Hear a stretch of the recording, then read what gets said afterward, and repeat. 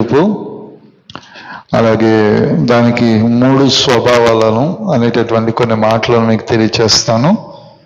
క్రైస్తవ దేవుని పిలుపు, అదే రీతిగా దాని 3 స్వభావములు అనే కొన్ని మాటలు మీకు తెలియచేస్తాను. 3 విషయాలు పరిశుద్ధ లేఖనముల నుంచి మీకు తెలియచేస్తాను. చదువుకుందాం. మొట్టమొదటిగా క్రైస్తవ దేవుని పిలుపు, ఫిలిప్పీయులకు రాసిన పత్రిక 3వ అధ్యాయము 14వ వచనాన్ని చదువుకుందాం.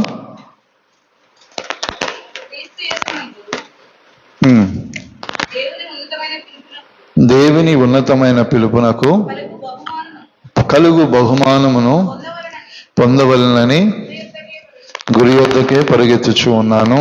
ఇక్కడ చూడండి, క్రీస్తు యేసునందు ఉన్నతమైన పిలుపు అంటే హై కాలింగ్, అంటే చాలా ఉన్నతమైనటువంటి పిలుపుతో దేవుడు మన ఏం చేస్తూ ఉంటున్నాడంటే పిలుస్తూ ఉంటున్నాడు. ఈరోజు దేవుని సన్నిధిలో నిలిచిన మనతో, మన కుటుంబాలతో దేవుడు చెప్పే మాట ఏంటంటే, ఒక ఉన్నతమైనటువంటి పిలుపు అంటే హై కాలింగ్, అంటే పరలోకం నుంచి ప్రభు నిన్ను నన్ను పిలుచుకున్న విధానం కానీ, ఏర్పరుచుకునేటువంటి విధానం కానీ ఆలోచించగలిగితే చాలా.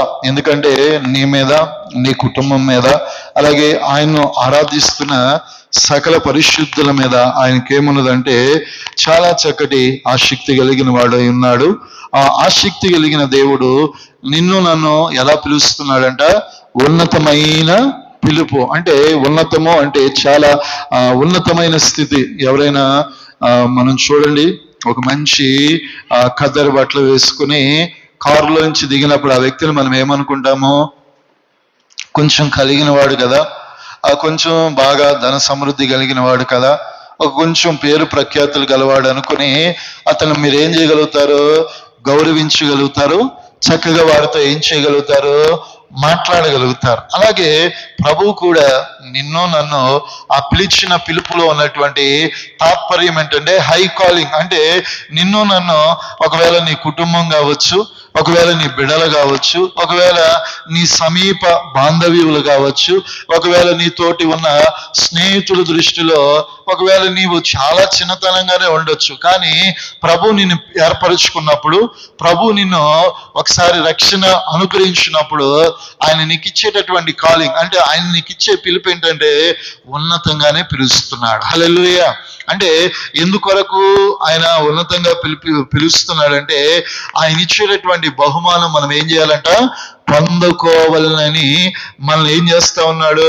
ఆ గురి యొద్దకు నడిపించడానికి ఆయన ఉన్నతమైనటువంటి పిలుపు చేత నిన్ను నన్ను దేవుడు పిలుస్తున్నాడు. ఎందుకంటే ఈ పిలుపు అనేది ఈ లోకంలో చాలా మందికి ఈనాటి కాలంలో దేవుని పిలుపు, దేవుని కాలింగ్ అనేది చాలా తక్కువైపోయాది. ఎందుకంటే ఈరోజు మనుష్యుడు ఎప్పుడు చూసినా ఒక వ్యక్తి దగ్గరికి వెళ్ళి, ఒక వ్యక్తి ఎదుట చేతులు చాచి ఆ సహాయార్థమైనటువంటి ఆలోచనలో మనిషి ఉంటున్నాడు. అయితే దేవుని పిలుపు కొరకు, దేవుని యొక్క కాలింగ్ కొరకు, దేవుని యొక్క ఉద్దేశం కొరకు అంటే ఈరోజు మనుషుడు ఏం చేస్తున్నాడంటే వారి ఉద్దేశములు, వారి తలంపులు నెరవేర్చుకోవటానికి వారు ప్రయత్నిస్తున్నారు. కానీ మనల్ని పిలిచిన దేవుడు మాత్రం మనల్ని ఎలా పిలుస్తున్నాడంట చెప్పండి? ఉన్నతంగా. హై అంటే చాలా ఉన్నతంగా. ఎవరిని గురించి ఊహించుకున్నాడు దేవుడు? ఎవరిని గురించి చెప్పండి అమ్మా? నిన్ను గూర్చి, నన్ను గూర్చి. ఆయన ఆరాధిస్తున్న ప్రతి వారిని కూడా దేవుడు ఎలా ఉంచాడు? ఉన్నతంగానే ఎంచుకున్నాడు. హల్లెలూయా. లోకం దృష్టిలో చిన్నవారం, మనుషుల దృష్టిలో చిన్నవారం, పరిస్థితుల దృష్టిలో మనం ఎలాంటి వారమో చిన్నవారం, తక్కువ వారం కావచ్చు, ఒకవేళ వారి దృష్టిలో ఎంచుకోదగిన వారం కాకపోవచ్చు. కానీ దేవుడు నిన్ను మాత్రం పిలిచిన పిలుపులో నీ క్వాలిఫికేషన్ కానీ నీ పిలుపు ఏంటంటే చాలా హై, అంటే చాలా ఉన్నతమైన రేంజ్లో దేవుడు నిన్ను ఏం చేశాడంట? పిలుచుకున్నాడు. అది ఎవరు గుర్తెరగాలి? మనం గుర్తెరగాలి. హల్లెలూయా. ఆ పిలుపుకు తగినట్లుగా మనం ఏం చేయాలంట? ప్రవర్తించాలి. ఆ పిలుపుకు తగినట్లుగా దేవుడు నీ కొరకిచ్చి ఆ బహుమానము కొరకు నువ్వు నేను ఏం చేయాలంట? పరిగెత్తేవారుగా ఉండాలి. ఒక ఎగ్జాంపుల్గా ఒక మాటను చూద్దాను. 1 సమూయేలు గ్రంథము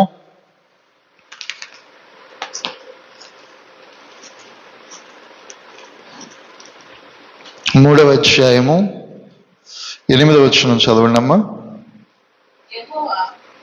యెహోవా 3వ మారు సమూయేలును పిలవగా అతడు లేచి ఏలీ దగ్గరకు పోయి, చిత్తము, నీవు నన్ను పిలిచితివే, ఇదిగో వచ్చితుననగా ఏలీ యెహోవా ఆ బాలుని పిలిచినని గ్రహించును. చాలు. ఇక్కడ చూడండి, ఇక్కడ ఉన్నతమైనటువంటి పిలుపు, ఉన్నతమైనటువంటి దేవుని కాలింగ్ ఉన్నటువంటి ఒక గొప్ప సూచన ఏంటంటే, దేవుడు ఏలీ ప్రవక్త షిలోహు ప్రార్థనా మందిరములో ఒక గొప్ప కృప కలిగినటువంటి ప్రవక్త ఎవరంటే ఏలీ.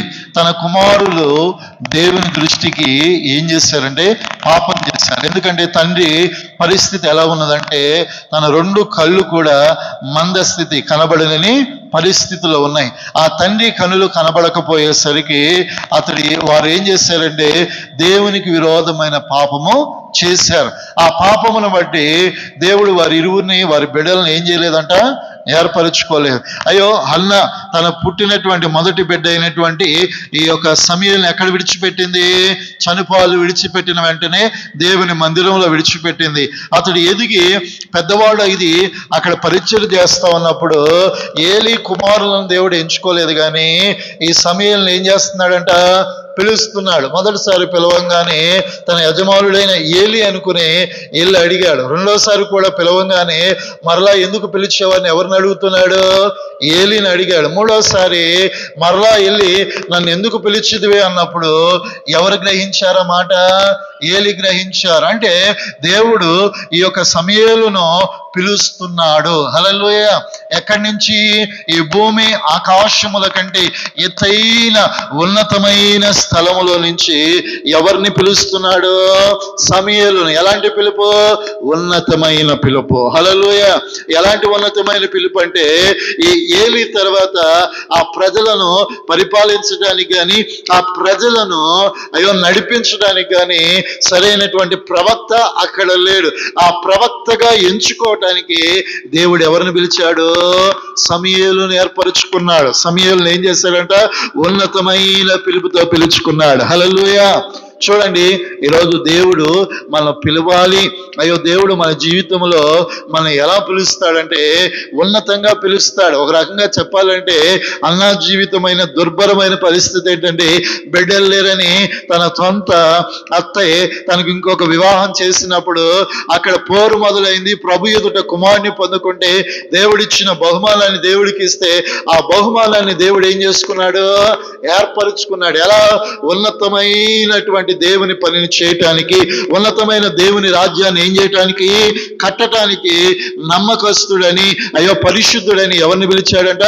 సమూయేలును పిలిచాడు. తన జీవిత కాలంలో, తాను బ్రతికినటువంటి బ్రతుకులో, తన జీవిత కాలంలో ఎంత పరిశుద్ధంగా బ్రతికాడంటే, ఎంత నీతిగా కలిగాడంటే, దేవుడు ఆయన ప్రజలతో ఏదైనా చెప్పాలన్నా ఎవరితో ముఖాముఖిగా మాట్లాడేవాడంట? సమూయేలుతో మాట్లాడేవాడు. హల్లెలూయా. అది ఏ పిలుపో? ఉన్నతమైన పిలుపు. ఈరోజు నిన్ను నన్ను కూడా ఏదో ఒక వాక్యం చేత దేవుడు ఏం చేశాడు? దర్శించాడు. ఆయన మందిరానికి నడిపించాడు. ఆయన ప్రార్థన చేస్తున్నాం, ఆయన ఆరాధిస్తున్నాం, ఆయన గణపరుస్తున్నాం. ఆనాడు సమూయేలు పిలిచినప్పుడు ఏలీ గ్రహించి ఏలీ సమూయేలుకి చెప్పాడు, ఈసారి నీకు పిలుపు వస్తే చెప్పు ప్రభువా అని అనమన్నప్పుడు, ఆయన చెప్పినప్పుడు అది దేవుని పిలుపు అని గ్రహించి ఆ పిలుపును అంగీకరించాడు. ఇజ్రాయేలు సర్వ సమాజము మీద ఏలుబడి చేసే ఉన్నతమైన స్థాయిలో ఎవరిని నిలిపాడు? దేవుడు సమూయేలును నిలిపాడు. ఈరోజు దేవుడు కూడా నీ కుటుంబంలో నిన్ను ఉన్నతంగా పిలుచుకున్నాడు. అది నీవు నేను ఏం చేయాలి? మన కుటుంబంలో ఎంతో మంది క్రైస్తవ దేవుని బిడ్డలు ఉండొచ్చు, కానీ మనలో ఏంటి ప్రత్యేకత? ఉండాలా లేదమ్మా? ఏమా సైలెంట్ అయిపోయారు? ఉండాలా వద్దా? ప్రత్యేకత లేకపోతే మన పిలుపుకు సార్థకత లేదు. మన ప్రత్యేకత ఏంటంటే, మనం పరిశుద్ధమైన జీవితం కలిగి దేవుని యొక్క వాక్యమును బట్టి ఆయన ఉన్నతంగా పిలిచాడు కాబట్టి మన విశ్వాసం ఉన్నతంగా ఉండాలి. మన ప్రార్థన కూడా ఎలా ఉండాలి? ఉన్నతంగా ఉండాలి. మన ఆధ్యాత్మిక జీవితం కూడా దేవుని దృష్టిలో ఎలా ఉండాలి? ఉన్నతంగా ఉండాలి. ఏదో పైకి కనబడే పనులు చేస్తే ఉన్నతంగా కనబడం, అది దేవుని దృష్టికి ఏమాత్రం మెచ్చుకోదగింది కాదు.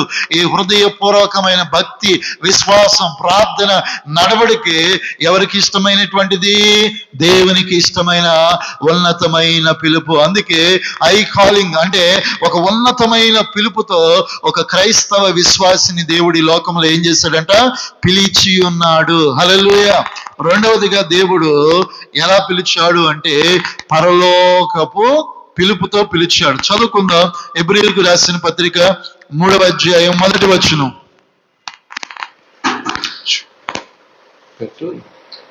హెబ్రీయులకు రాసిన పత్రిక 3వ అధ్యాయము 1వ వచనం. పరలోక సంబంధమైన పిలుపులో పాలు పొందిన పరిశుద్ధ సహోదరులారా, మనం ఒప్పుకొనిన దానికి అపోస్తలులను ప్రధాన యాజకుడైన యేసు మీద ఏం ఉంచుడి? లక్ష్యం ఉంచుడి. దేవుడు మనం ఎలా పిలుస్తున్నాడంటే హెవెన్లీ కాలింగ్ అంటే పరలోక సంబంధమైన పిలుపుతో మనల్ని పిలుస్తున్నాడు. ఎలా అంటే ఇందువలన పరలోక సంబంధమైన పిలుపులో పాలు పొందిన పరిశుద్ధ సహోదరులారా, మనం ఒప్పుకొనిన దానిని అపోస్తలులను ప్రధాన యాజకుడైన యేసు మీద మనం ఏం చేయాలంట? లక్ష్యం అనేది ఉంచాలి. దేవుడు మనం పిలిచిన పిలుపు ఏంటంటే ఉన్నతమైన, చెప్పండమ్మా, పరలోక సంబంధమైన. రెండవ పిలుపు ఏంటి? పరలోక సంబంధమైన. గట్టిగా చెప్పాలి అందరు, నోరు చెప్పండమ్మా. పరలోక ఏ పిలుపు అంట? మనం ఎందుకు పిలబడ్డాం? ఒకటి ఉన్నతమైనటువంటి ఐ కాలింగ్ చేశాడు. రెండవది హెవెన్లీ కాలింగ్. ఎందుకొరకు చేశాడు అంటే ఆయన పిలిచినటువంటి ఆ పిలుపుకున్నటువంటి సార్థకత ఏంటంటే ఆ పరలోక పిలుపు పిలిచిన దేవుని మీద మనం ఏముంచాలి? చెప్పండి, ఏముంచాలి? లక్ష్యం అనేది ఉంచాలి. ఈరోజు చాలా మంది ఈ పిలుపును పొందుకొని కూడా దేని కొరకు ఆశపడరు? ఆ పరలోకం మీద వారికి ఏముండదంట? తృష్ణ ఉండదు. ఏదో భక్తి చేశాం, ఏదో ప్రార్థన చేశాం, ఏదో దేవుని సన్నిధికి వెళ్ళాం, ఏదో దేవుని ఆరాధించాం అనుకుని ఏం చేస్తూ ఉంటారు? వారి విశ్వాసాన్ని కొనసాగిస్తారు. కానీ మనం దేవుడు అలాంటి విశ్వాసంతో కాదు దేవుడు మనం పిలిచింది. క్రైస్తవుని యొక్క విశ్వాస జీవితం ఏంటంటే మన గమ్యస్థానం ఏది కావాలి? చివరికి పరలోకమే. ఈ భక్తి దేని కొరకు? ఈ ప్రార్థన దేని కొరకు? ఈ విశ్వాసం దేని కొరకు? ఈ ప్రార్థన దేని కొరకు? ఈ ఆరాధన దేని కొరకు? ఆ పరలోకములో నీవు నేను ఆయనతో కలిసి ఏం చేయటానికి? ఆరాధించటానికి, స్తుతించటానికి, ఆయనతో కలిసి ఉండటానికి కొరకే ఈ పరలోక సంబంధమైన పిలుపు దేవుడిచ్చాడు. ఈ పరలోక సంబంధమైన పిలుపు దేవుడిచ్చినప్పుడు ఆ పిలుపు మీద మనం ఏముంచాలంట? లక్ష్యం ఉంచాలి. ఇదే మన పిలుపు. ఇందుకొరకే మనం నియమించబడ్డాం. ఇందుకొరకే మనం ఏం చేయబడ్డామో? ఎంచుకోబడ్డాం. ఇందుకొరకే ఆయన అనాది ప్రణాళికలో నుంచి ఎక్కడికి రాబడ్డామో? దేవుని సన్నిధిలోనికి రాబడ్డాం. కాబట్టి మన లక్ష్యం అనే పరలోకం కొరకు నిస్సందేహంగా మనం ఏం చేయాలంట? ప్రయాసపడాలి. హల్లెలూయా. నిస్సందేహంగా మనం ఏం చేయాలంట? పోరాటం చేయాలి. నిస్సందేహంగా మనం ఏం చేయాలంట? ప్రాకులాడే వారంగా ఉండాలి. అలా మనం ఎప్పుడైతే ప్రాకులాడతామో, మనం ఎప్పుడైతే ప్రయాసపడతామో, మనం ఎప్పుడైతే అలా మనం ముందుకు వెళతామో ఏం జరుగుతుందంటే అపవాది కార్యములన్నిటినీ కూడా దేవుడు ఏం చేయగలుగుతాడంట? లయపరచగలుగుతాడు. హల్లెలూయా. అందరూ వినండి. ఏ పిలుపు? చెప్పండి అమ్మా, ఏ పిలుపు మంది? ఒకటి ఉన్నతమైన పిలుపు, రెండోది ఆ పరలోకం కొరకు మనం ఏం చేయాలి? ఎదురు చూడాలి. హల్లెలూయా. దుప్పి నీటి వాగుల కొరకు ఏం చేసిద్దంట? ఆశపడి ఎదురు చూస్తుంది. మనం కూడా నెలంతా కష్టపడి మొదటి వారం మన కష్టానికి తగిన జీతం కొరకు ప్రతి వారు ఏం చేస్తారు? కష్టానికి తగిన జీతం రాకపోతే మనకేం కలిగిద్ది? నిరాశే కదా. కష్టపడి విశ్వాసం చేసి ప్రార్థన చేసి అయ్యో దేవుని కొరకు గుప్పిలు విప్పి దేవుని కొరకు అన్నీ చేసి పరలోకం లేకపోతే మనకి మన ప్రయాసంతా నీరు గారిపోయినట్టేగా. వృధా అయిపోయినట్టే కదా. కాబట్టి మనం పిలువబడిన పిలుపు లక్ష్యం ఏంటంటే నిశ్చయంగా ఎక్కడుండాలి? మనమందరము పరలోకంలో ఉండాలి. దీని కొరకు ఈ లోకములో ఉన్నటువంటి ఇహలోక సంబంధమైన మాలిన్యము ఈ శరీరానికి ఏం చేయకూడదు, అంటకుండా మనం ఏం చేసుకోవాలంట? ఆ పిలుపుకు తగినట్లుగా ఆ గురి యొద్దకే మనం లక్ష్యం ఉంచి మనం నడిపించబడే వారంగా ఉండాలి. హల్లెలూయా. అలాగే ఆయన మూడో విధంగా ఆయన పిలిచిన విధానాన్ని గురించి ఇంకొక మాటను తెలియజేస్తాను.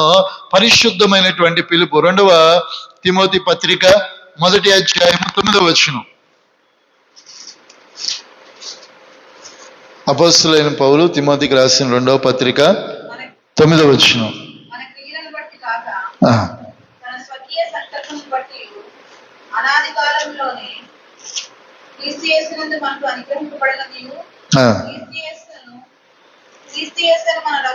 ఒక్క నిమిషం.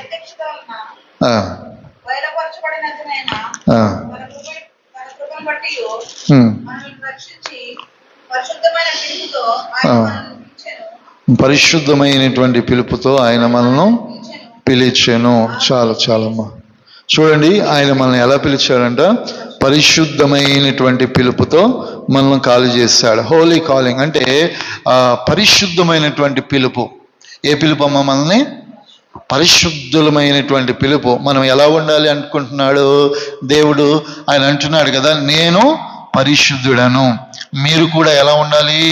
పరిశుద్ధత కలిగి ఉండాలి. దేవుడు నీలో నాలో ఆశించేది ఏంటంటే ఒక భక్తి కలిగిన క్రైస్తవుడు, ఒక భక్తి కలిగిన క్రైస్తవ విశ్వాసి వారి జీవితంలో కలిగి ఉండవలసింది ఏంటంటే పరిశుద్ధత అనేటటువంటిది ప్రాముఖ్యత సంతరించుకుంది. ఈరోజు చాలా మందికి అన్ని జీవితంలో భక్తి చేస్తారు, ప్రార్థన చేస్తారు, ఆరాధన చేస్తారు, దైవ సన్నిధికి వస్తారు. వారి జీవితాల్లో ఏముండదు. కొద్ది మందికి ఏముంటుందంటే అపవిత్రత కలిగి ఉంటారు. అపవిత్రమైన మాటలు మాట్లాడతారు, అపవిత్రమైన ఆలోచనలు చేస్తారు, అపవిత్రమైన కార్యాల్లో ఉంటారు. మరలా ఏం చేస్తారు? ప్రార్థనలు చేస్తారు, పాడతారు, అయ్యో స్తుతిస్తూ ఉంటారు. ఇది దేవునికి ఇష్టమైనటువంటి పరిశుద్ధత కాదు. దేవుడు ఏం చేస్తున్నాడంట? హృదయ అంతరంగములన్నిటినీ కూడా పరిశోధిస్తూ ఉన్నాడు. మన మనస్సుకు కానీ, మన ఆలోచనకు కానీ, మన తలంపుకు కానీ ఏ మాలిన్యమో ఉండకూడదు. ఒకవేళ ఇతరుల మీద ద్వేషం ఉన్నా, ఇతరుల మీద అసూయ ఉన్నా, ఇతరుల మీద కోపం ఉన్నా, ఆ కోపము ఏ రోజుకి ఆ రోజు ఏమైపోవాలి? చల్లారిపోవాలి. సూర్యుడు అస్తమించే లోపే ఏమవ్వాలంట?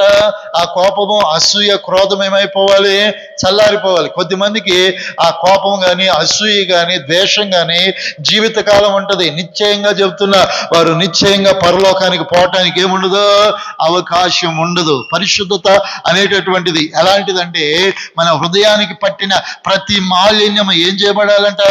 కడిగి వేయాలి. అప్పటికప్పుడే కడిగి వేయాలి. అందుకే అంటున్నాడు కదా, ఈరోజు దేవుని బిడ్డలంగా మన జీవితాల్లో వాక్యం అనేటటువంటి ఉదక స్థానం ఏం చేయబడాలి? ఎందుకు వాక్యం చేత ఉదక స్థానం చేయాలి?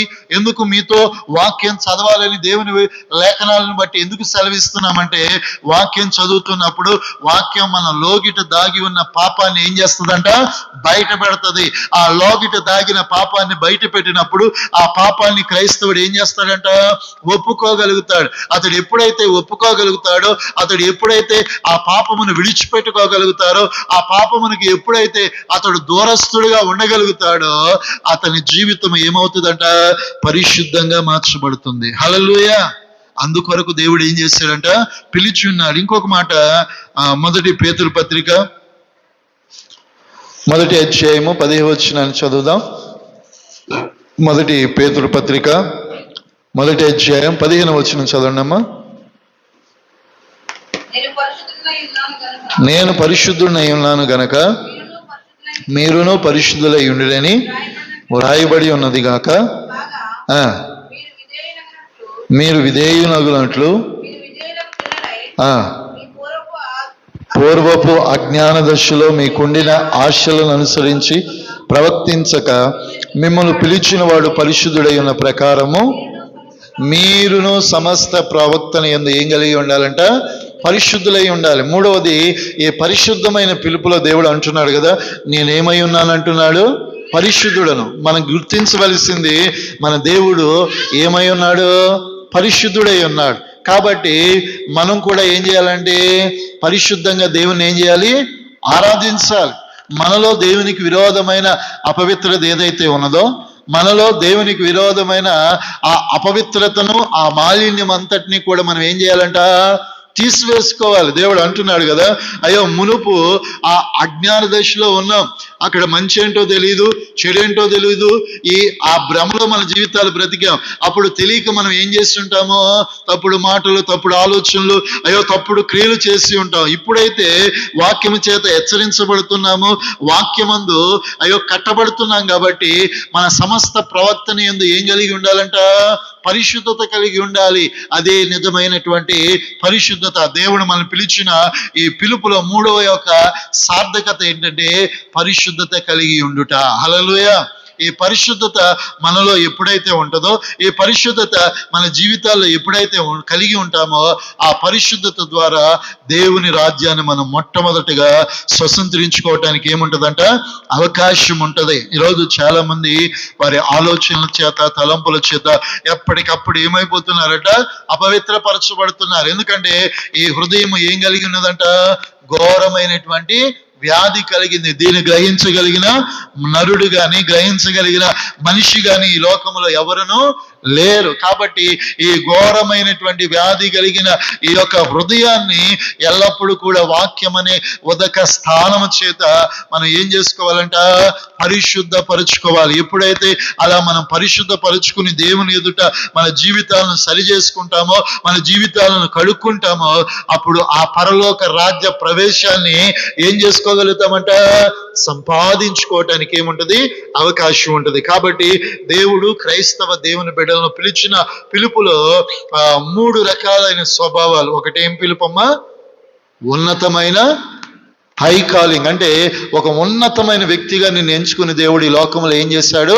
పిలిచాడు. ఆ పిలుపుకు తగినట్లుగా ఆయన ఇచ్చే బహుమానము కొరకు నిర్నిమిత్తముగా ప్రయాసపడాలి. రెండవదిగా దేవుడు హెవెన్లీ కాలింగ్, అంటే పరలోక సంబంధమైన పిలుపు. మన లక్ష్యం ఏంటి? ఈరోజు ఎంత భక్తి చేసినా, ఎంత ప్రార్థన చేసినా మనం ఏ స్థానం పొందుకోవాలి? పరలోకంలో ఆయనతో ఉండాలి. ఆ పిలుపుతో పిలిచాడు. మూడవదిగా ఏ పిలుపు అంట? పరిశుద్ధ పిలుపు. అంటే హోలీ పిలుపు, హోలీ కాలింగ్. అంటే పరిశుద్ధంగా బ్రతకడానికి దేవుడు మనల్ని ఏం చేస్తాడంట? పిలిచాడు. లోకంలో మనం ఎన్ని రోజులు బ్రతికి ఉన్నా, అయ్యో ఎంత కాలం మనం బ్రతికి ఉన్నా, మనం చేయవలసింది ఏంటంటే మన పరిశుద్ధత అనే గట్టుమును కాపాడుతూ యేసు కొరకు ప్రయాసపడుదుముగాక. అట్టి కృప చేత దేవుడు మనందరినీ బలపరిచి నడిపించునుగాక. ప్రార్థన చేసుకుందాం. అందరూ మోకరించండి. ప్రార్థన ఆశీర్వాదంతో ముగించుకుందాం. Praise the Lord, praise the Lord. Hallelujah, hallelujah. అందరూ కూడా కళ్ళు మూసుకొని దైవ సన్నిధిలో ప్రార్థన చేసుకుందాం.